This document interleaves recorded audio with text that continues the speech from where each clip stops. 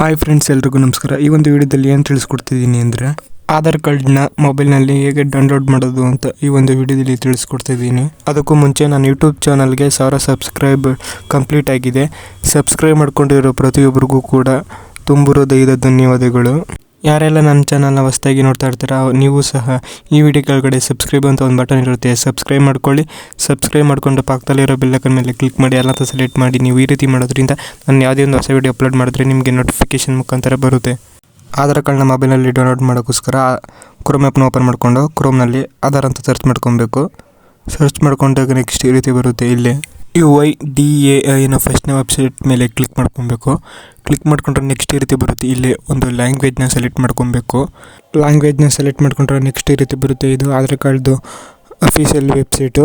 Next ಇಲ್ಲಿ ಆಗಿ scroll down ಮಾಡಬೇಕು.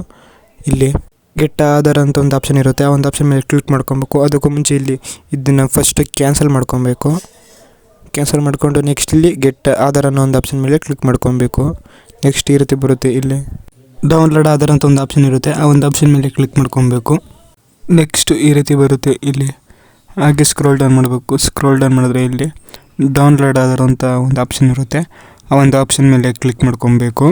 ನೆಕ್ಸ್ಟ್ ಈ ರೀತಿ ಬರುತ್ತೆ. ಇಲ್ಲಿ ಆಧಾರ್ ನಂಬರ್ನ ಸೆಲೆಕ್ಟ್ ಮಾಡಿಕೊಂಡು ನಮ್ಮ ಒಂದು ಆಧಾರ್ ಕಾರ್ಡ್ ನಂಬರ್ನ ಇಲ್ಲಿ ಎಂಟರ್ ಮಾಡ್ಕೊಬೇಕು. ಅಥವಾ ಆಧಾರ್ ಕಾರ್ಡ್ನ ನಾವೇನಾದರೂ ಅಪ್ಡೇಟ್ ಮಾಡಿಸಿದರೆ ಆಧಾರ್ ಕಾರ್ಡ್ ಅಪ್ಡೇಟ್ ಮಾಡಿದವರು ಎನ್ರಾಲ್ಮೆಂಟ್ ID ನಂಬರ್ ಅಂತ ಒಂದು ನಂಬರ್ನ ಕೊಟ್ಟಿರ್ತಾರೆ. ಆ ಒಂದು ID ನ ಸೆಲೆಕ್ಟ್ ಮಾಡಿಕೊಂಡು ಆ ನಂಬರ್ನೂ ಸಹ ನಾವು ಹಾಕ್ಕೊಂಡು ಡೌನ್ಲೋಡ್ ಮಾಡ್ಕೊಬೋದು. ನಾನೀಗ ಇಲ್ಲಿ ಆಧಾರ್ ಕಾರ್ಡ್ ನಂಬರ್ ಎಂಟರ್ ಮಾಡ್ಕೊಂಡಾದ್ಮೇಲೆ ಇಲ್ಲಿ ಕೆಳಗಡೆ ಕ್ಯಾಪ್ಚಾ ಇರುತ್ತೆ. ಆ ಒಂದು ಕ್ಯಾಪ್ಚನ ನಾವು ಇಲ್ಲಿ ಎಂಟರ್ ಮಾಡ್ಕೊಬೇಕು. ಕ್ಯಾಪ್ಚನ ಎಂಟರ್ ಮಾಡ್ಕೊಂಡಾದ್ಮೇಲೆ ನೆಕ್ಸ್ಟ್ ಇಲ್ಲಿ ಸೆಂಡ್ OTP ಅಂತ ಒಂದು ಆಪ್ಷನ್ ಇರುತ್ತೆ. ಆ ಒಂದು ಆಪ್ಷನ್ ಮೇಲೆ ಕ್ಲಿಕ್ ಮಾಡ್ಕೊಬೇಕು. ಆವಾಗ ನಮ್ಮ ಒಂದು ಆಧಾರ್ ಕಾರ್ಡ್ಗೆ ರಿಜಿಸ್ಟರ್ ಆಗಿರೋ ಮೊಬೈಲ್ ನಂಬರ್ಗೆ ಒಂದು OTP ಬಂದಿರುತ್ತೆ.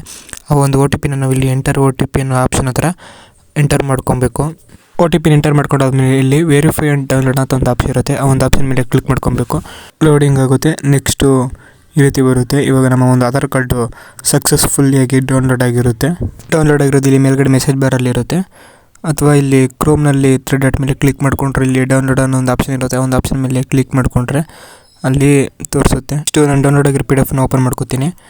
ಓಪನ್ ಮಾಡ್ಕೊಂಡ್ಮೇಲೆ ನೆಕ್ಸ್ಟು ಈ ರೀತಿ ಬರುತ್ತೆ. ಇಲ್ಲಿ ನಾವು ಇಲ್ಲಿ ಒಂದು ಪಾಸ್ವರ್ಡ್ನ ಎಂಟರ್ ಮಾಡ್ಕೊಬೇಕು. ಆ ಪಾಸ್ವರ್ಡ್ ಯಾವ ಥರ ಇರಬೇಕು ಅಂತಂದರೆ ಟೋಟಲ್ 8 ಲೆಟರ್ಸ್ನ ಪಾಸ್ವರ್ಡ್ ಆಗಿರಬೇಕು.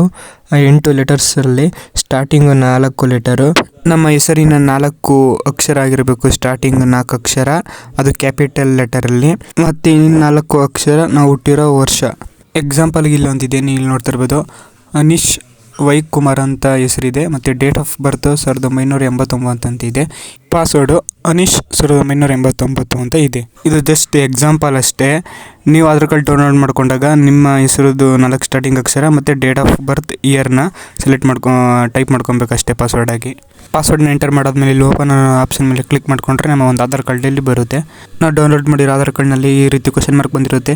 ಅದನ್ನ ಹೇಗೆ ರಿಮೂವ್ ಮಾಡೋದು ಅಂತ ನೆಕ್ಸ್ಟ್ ಒಂದು ವೀಡಿಯೋ ಮಾಡ್ತೀನಿ. ಆ ವಿಡಿಯೋನ ನೋಡಿ ನಾನು ಯಾವುದೋ ಒಂದು ಹೊಸ ವಿಡಿಯೋ ಅಪ್ಲೋಡ್ ಮಾಡಿದ್ರೆ ನಿಮಗೆ ನೋಟಿಫಿಕೇಶನ್ ಮುಖಾಂತರ ಬರಬೇಕು ಅಂತಂದರೆ ಈ ವಿಡಿಯೋ ಕೆಳಗಡೆ ಫ್ರೀಯಾಗಿ ಸಬ್ಸ್ಕ್ರೈಬ್ ಅಂತ ಒಂದು ಬಟನ್ ಇರುತ್ತೆ. ಸಬ್ಸ್ಕ್ರೈಬ್ ಮಾಡ್ಕೊಳ್ಳಿ. ಪಕ್ಕದಲ್ಲಿರೋ ಬೆಲ್ಲೈಕನ್ ಮೇಲೆ ಕ್ಲಿಕ್ ಮಾಡಿ, ಎಲ್ಲ ಅಂತ ಸೆಲೆಕ್ಟ್ ಮಾಡಿ. ವಿಡಿಯೋ ಇಷ್ಟ ಆಯಿತು ಅಂದರೆ ಲೈಕ್ ಮಾಡಿ, ಹಾಗೆ ನಿಮ್ಮ ಫ್ರೆಂಡ್ಸ್ ಆ್ಯಂಡ್ ಫ್ಯಾಮಿಲಿಗೂ ಶೇರ್ ಮಾಡಿ.